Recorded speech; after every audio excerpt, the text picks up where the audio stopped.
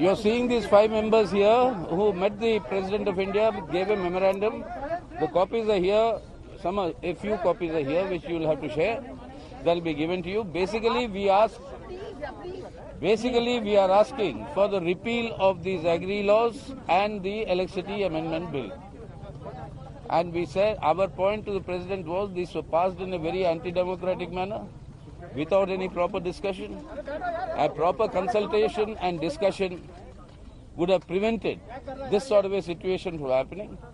A very heroic, historic strike, courageous by the farmers, and which is growing by the day.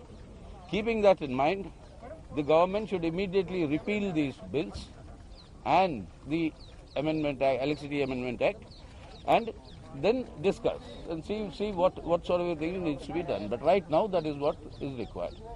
That is the essence of our demand. What did the President say, sir? What did the President say? He will look into it. As always. He listened to us. As always, he said we'll look into it and pass it on. Sir. Basically,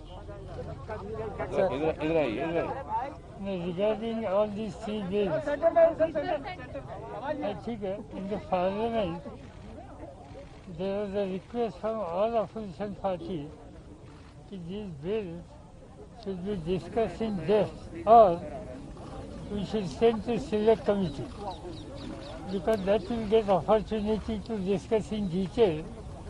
But unfortunately, not a single suggestion from opposition was accepted, and in hurry, all these 3 bills were passed. That is one of the reasons why we started getting reaction from farming community.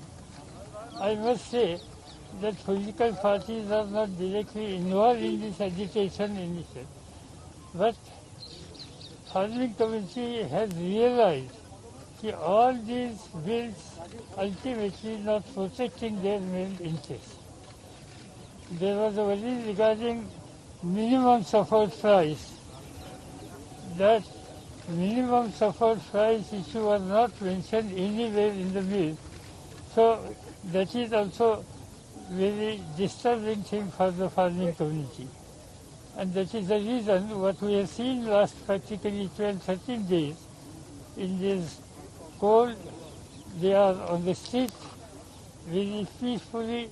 They are expressing their unhappiness, and I think it was the duty of the government to take interest and try to resolve this issue. But barring some discussion, nothing has happened, and that is the reason ultimately we decided to approach highest authority, President of India, and with a request that they should convey the feeling of the farming community to the government.